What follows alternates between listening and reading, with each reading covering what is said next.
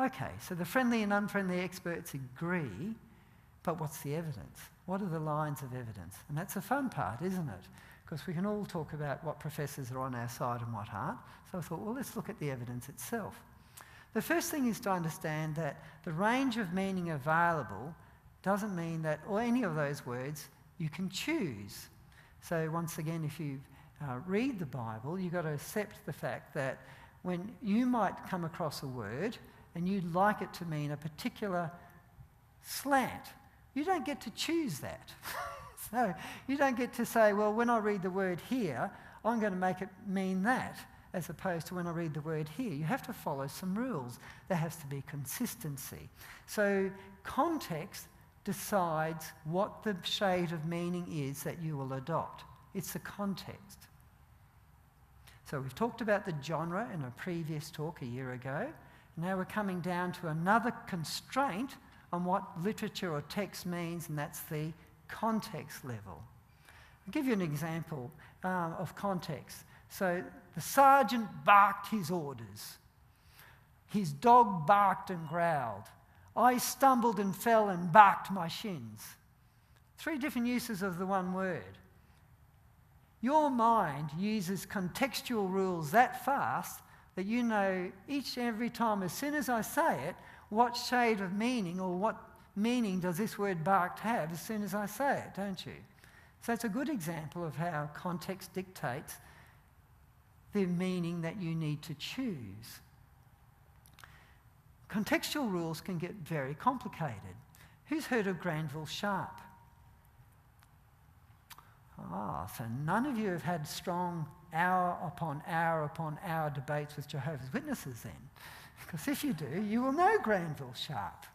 Granville Sharp came up with the rule in 1798, which still applies today, and we're very thankful that he did. He was an amazing man. Unfortunately, he died in 1813. Granville Sharp was a strong anti-slavery driver, not just an advocate. He was a shaker and a mover. Now, Granville Sharp came up with the rule, and it basically goes this way, that an article followed by a substantive, followed by chi, a conjunctive, followed by another substantive, always refer to the one referent. So what he means by that is that, put it in a simpler way, if you have a sentence like we find in Titus 2 verse 13. Titus 2 verse 13 says all about how we should live self-controlled, godly and upright lives while we wait for the glorious appearing of our great God and Saviour, Jesus Christ. The Granville Sharp rule applies because there's an article before the first substantive or the first noun. There's the word chi, and then there's another one. So what are these substantives? One is great God, one is Jesus Christ. They're connected by the word chi, which is and in Greek. There's only one article, and it's before the first substantive, but not before the second substantive. The substantives have to both be of the same case. They must both be personal nouns. They can't be common personal nouns, not nouns like Bob and Jane. And that means that the whole thing refers to one referent. In other words, we need to live self-controlled, godly and upright lives while we wait for the glorious appearing of our great God and Saviour, Jesus Christ. Just one referent. So Jesus Christ is our great God and Saviour. You can't make that sentence in Greek, according to the Granville Sharp rule, to read, while we wait for our great God and Saviour and Jesus Christ. You have to read it, understand him because of the contextual rules that we are waiting for our great God and Saviour, who is Jesus Christ. Isn't that neat? So that's a contextual rule being applied. That is a really complicated contextual rule. Our contextual rules tonight are going to be really easy. Another example of that is 2 Peter 1 verse 1. Now this is really important. This talks about how Peter is writing, and he's talking about to those who have received the faith from our God and Saviour, Jesus Christ. Now, what's important about that is, once again, it's talking about something really important, that our God and Saviour is Jesus Christ. It's not two. And it's also talking about how we receive the faith. We don't earn the faith. So all of these verses are rich with meaning. So now that you know about some really complicated contextual rules, you'll be really pleased to see these easy ones. Okay, now when you want to come up with a contextual rule, you want a lot of data. Fortunately, the word day, yom, in Hebrew has been used 2,300 times in the Old Testament. So we've got lots of ways to see, well, what's the patterns? Just like Granville Sharp did so long ago, so laboriously without a computer.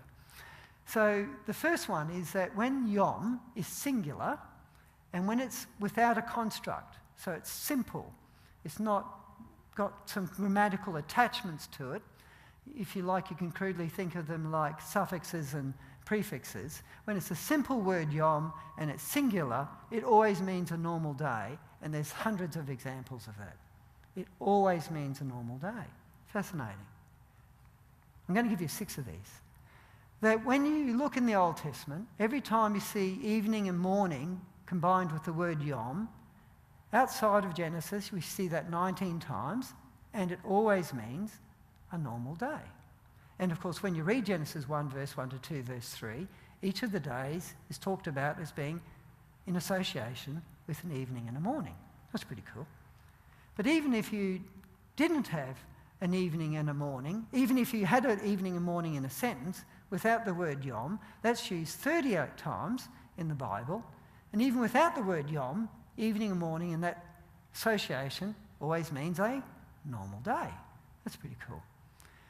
That whenever you have a number, like 1, first, second, third, or fourth, with the yom in the singular, it always means a normal day. Some people say there are 2 exceptions to that, but we're going to look at that.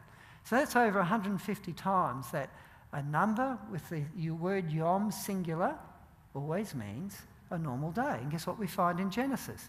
We find it's simple and singular, it's got a number with it, and it's evening and morning. So far, so good. When we see yom being used with a bunch of numbers in a sequential, uninterrupted sense, it always means a normal day. There's only a couple of instances in that, but when you read Numbers chapter 7 or Numbers chapter 29, you'll read about a whole lot of things that had to happen in succession, day after day, during some festivities. And it's just like reading Genesis, except for instead of it being about things being created, it's about how to celebrate in a way that God ordained. This is one that is not so much from the Hebrew language itself, but I would say that the application of the word yom. So when we read the word yom in Genesis, we can see how it's applied in Exodus. So in Exodus chapter 20, and same with Deuteronomy chapter 5, we come across the 10 Commandments, don't we? And one of those commandments is about what you should or shouldn't do on the Sabbath day. And it's worded in such a way, has someone got their Bible handy already? Open up to Exodus 20. I'd love to read it out if someone wants to get their Bibles open.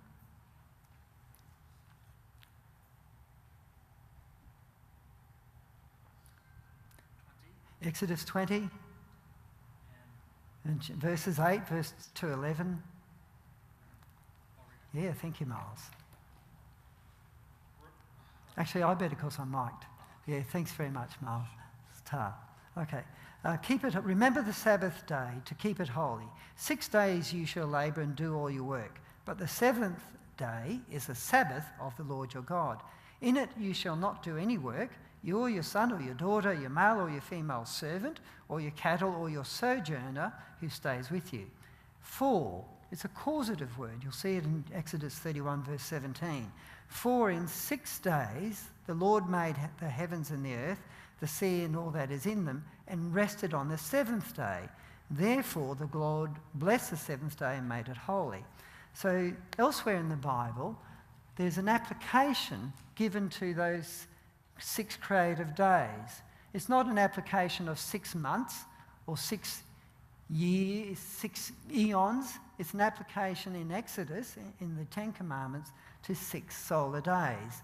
And an example is given that God did it in 6 days. You do your stuff in 6 days. God ceased on the 7th day. You cease.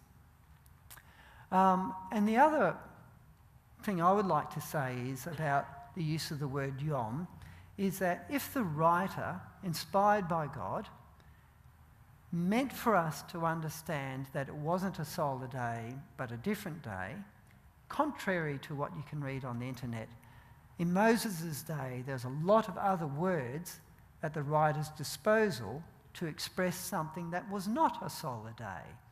And you can read some of the English language translations of some of the Hebrew words that they could have chosen if the meaning was to be understood to be more than a solar day. It wasn't like the Hebrew then didn't have many words in its vocabulary about the topic of time. And this is just some examples. So we've gone through some lines of evidence there, 7 lines of evidence to do with the day being the creation week being 6 24-hour days. We're going to have a little break because we're going to next look at, they're all summed up there for you, 7 reasons for assuming that Yom is a day. We're going to look about, but what about? Because obviously when you mention these sort of topics, people say, but what about this verse? Or what about that? Isn't that an exception? So we're going to look at that now.